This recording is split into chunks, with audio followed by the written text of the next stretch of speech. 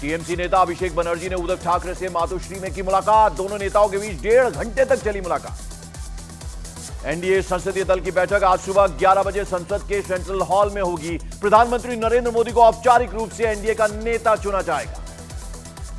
BJP शासित राज्यों के मुख्यमंत्री भी दिल्ली पहुंचे। गुजरात के सीएम भूपेंद्र पटेल दिल्ली पहुंचे। राजस्थान और छत्तीसगढ़ के सीएम भी दिल्ली आ गए। एनडीए के बड़े नेताओं का दिल्ली आने का सिलसिला जारी। टीडीपी नेता चंद्रबाबू नायडू, एकनाथ शिंदे भी दिल्ली पहुंचे। 9 जून को मोदी सरकार का होगा शपथ ग्रहण समारोह के लिए बांग्लादेश, श्रीलंका, भूटान, नेपाल के राष्ट्राध्यक्षों को भेजा गया न्योता। बीजेपी सांसद कंगना रनौत को चंडीगढ़ एयरपोर्ट पर थप्पड़ मारा गया। थप्पड़ मारने वाली सीआईएसएफ की महिला सुरक्षाकर्मी सस्पेंड। किसानों पर कंगना के बयान से नाराजगी का मामला। 4 जून को शेयर बाजार में आई गिरावट की राहुल गांधी ने जेपीसी जांच की मांग की। राहुल गांधी ने किया रिटेलर्स के 30 लाख करोड़ के नुकसान का दावा। जेपीसी जांच की मांग पर बीजेपी नेता पीयूष गोयल का पलटवार। बोले निवेशकों को हतोत्साहित करने की कोशिश कर रहे हैं राहुल गांधी। कांग्रेस नेता राहुल गांधी मानहानि मामले में आज बेंगलुरु की विशेष अदालत में पेश होंगे, जिसके लिए वो दिल्ली से बेंगलुरु के लिए रवाना हो गए हैं। उनके खिलाफ बीजेपी ने मानहानि का दावा किया है।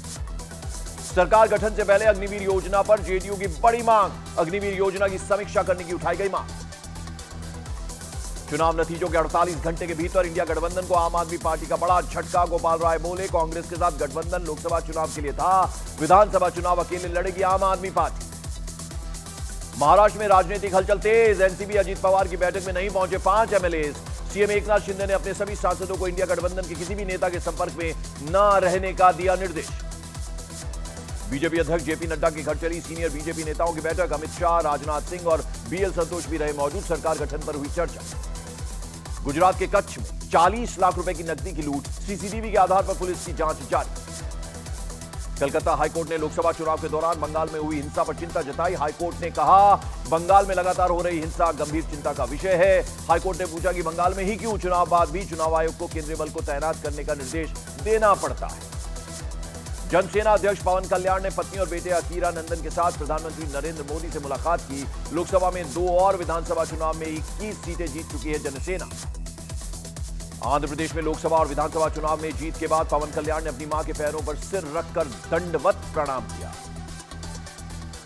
आज जेडीयू सांसदों की सुबह 9:30 बजे नीतीश के घर पर होगी बैठक।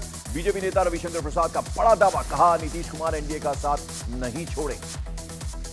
राजस्थान की भजनलाल सरकार का बड़ा निर्णय। पिछले 5 साल में पूर्व मुख्यमंत्री अशोक गहलोत के समय सरकारी विभागों में हुई भर्तियों की जांच करवाने का निर्णय लिया गया। पायलट ने उठाए सवाल।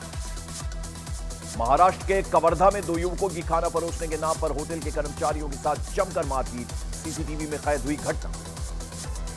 7 लाख से ज्यादा श्रद्धालु ने केदारनाथ के किए दर्शन। 28 दिनों के अंदर रिकॉर्ड तोड़ श्रद्धालु केदारनाथ पहुंचे।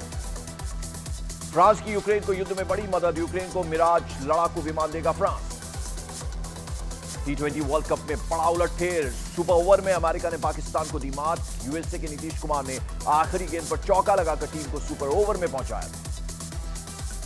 गजा के एक स्कूल में इजरायल ने किया हमला। संयुक्त राष्ट्र के मुताबिक इस हमले में 33 लोगों की हुई मौत। दिल्ली एनसीआर में मौसम का मिजाज बदला। गुरुवार रात दिल्ली, गाजियाबाद और नोएडा में चली धूल भरी आंधी।